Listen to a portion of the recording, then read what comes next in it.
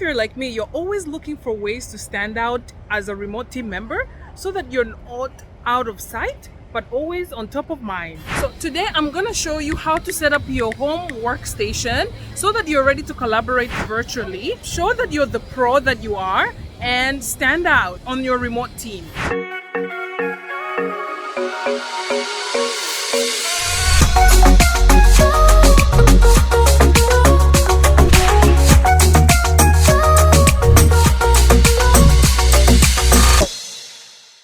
To start, you're going to have to find a corner in your house. It could be in your bedroom, it could be in your living room, or even in the kitchen or on the balcony. Really, it could be anywhere in the house, as long as it's just a small corner that you can find. So for me, I found this corner. It's a bedroom, and what I've done is I have put a table here, so you can see this table. It's right here. It's on this corner. I want to make sure that it's right in front of a window because it's important to have the natural light coming through. And I do have my seat. So I got this seat, but you can use any seat. This is the seat that I prefer to use because it's flexible for me because I sit long hours. But even if you have like a regular seat, like the one that you use to sit when you're eating, just go with whatever you have to begin with, right?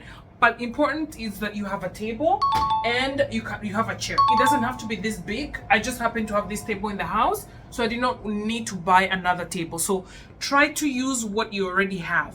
One thing that can be helpful for you, sometimes you can even find a table that is already being used, but maybe already has things on them. It has books, it has, you know, things like this. You can find people usually have their stuff everywhere, like for me, I have like so many different books, and even normally at home you tend to have so many different things, right?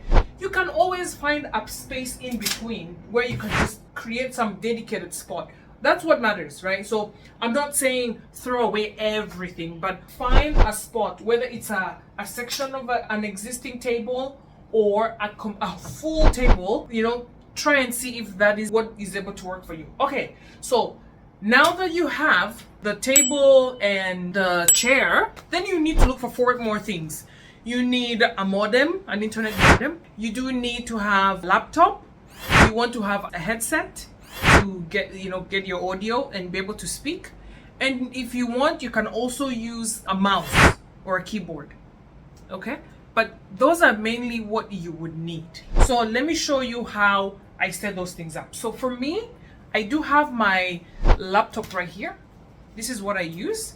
So what I would just do is just place it in a position where I sit. I want to be able to see that I have a clear view between where I'm sitting and the laptop. So it should be the right length. So sometimes for my chair, I can adjust the height so that my face is directly in front of the computer. That way I don't ruin my neck. So that's the first thing. So I put my laptop here.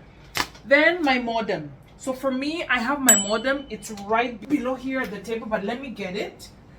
This is my internet modem right here, and for this one I use it. It's something that I've had to get because given that I'm in a room and the main internet modem was in the living area, I was getting poor connection. So I got this Google Wi-Fi extension, which allows me to essentially bring the power of the modem in next to my station. That way I have more reliable internet.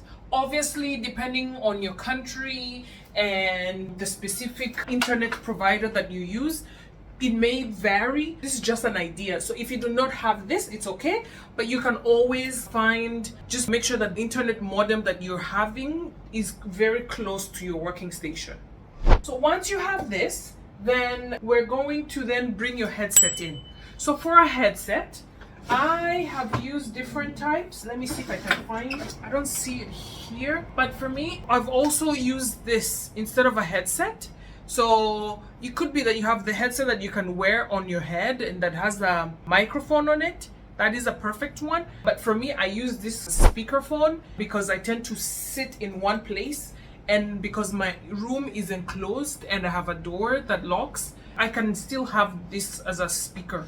So what I just do, I just connect this to my laptop, and this one stays here all the time. So I don't need to worry about whether I'm heard or not, because anytime I join a meeting, it immediately connects.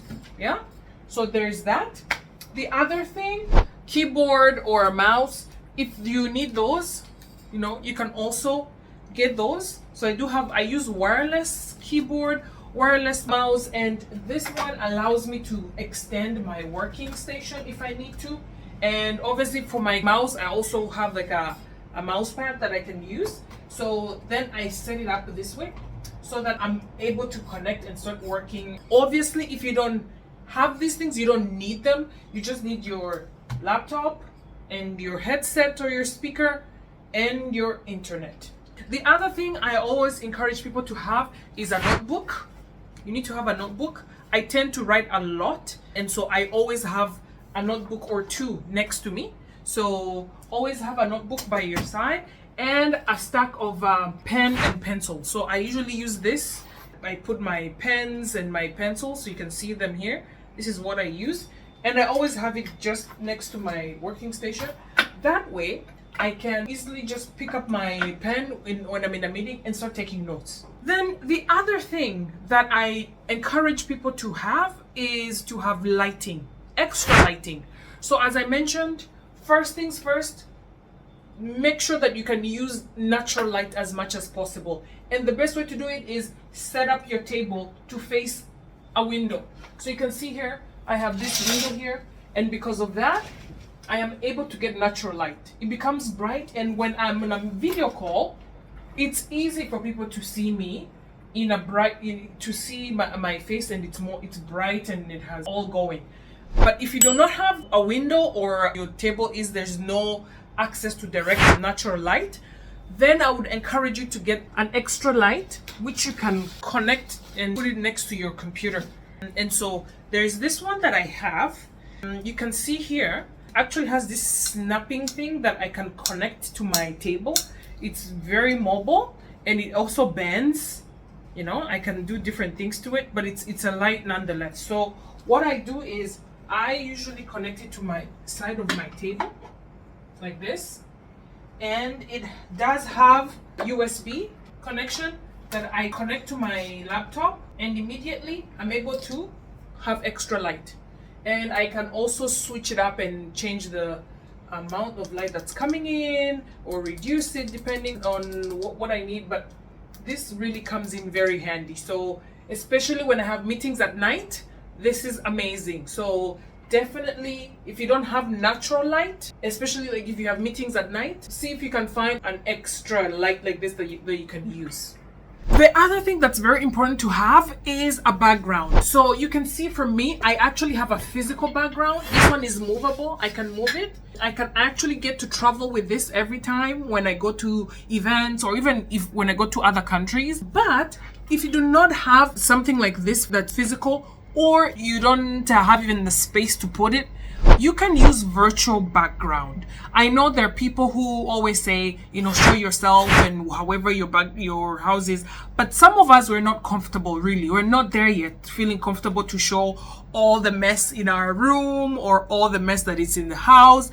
And so it's okay for you to use a background, and that also is a good starting point. And then once you're comfortable, you have more than, free to show the rest of your background. But definitely you have the option of either getting a physical banner that can be used as a background, such as mine, or you can use a virtual background where you can blur your background and so forth.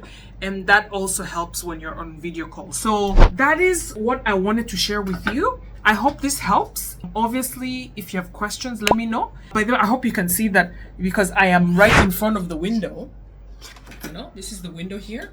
And yeah, even though my light is on, I can actually turn it off right now.